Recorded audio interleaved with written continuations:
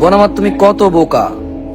তুমি তোমার ভাবির সাথে নিজের আন্তরিকতা শেয়ার করো, অথচ তোমার ভাবি তোমার আপন হবে না, আবার তোমার পরও না, সে তোমার পরমাত্মীয়।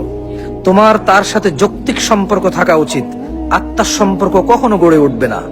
আমি বলছি না সবাই এরকম হবে, তবে বেশিরভাগ তোমার ভাবি তোমার সাথে আত্মার সম্পর্ক করবে না।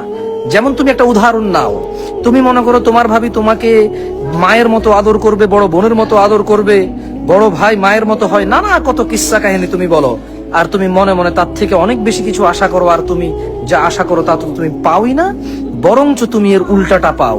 তুমি তোমার স্বামীর সংসার নষ্ট করো ভাইয়ের জন্য, কিন্তু তুমি কি কখনো শুনেছো কোনো ভাবি তার সংসার নষ্ট করেছে ননদ অথবা নন্নসের জন্য? তোমরা কি বলো এটাকে? আমাদের এলাকায় স্বামীর বড় বোনকে নন্নস বলে, স্বামীর ছোট বোনকে ননদ বলে, ননদ ননাই কিছু একটা। তুমি কি কখনো শুনতে পেরেছো এটা?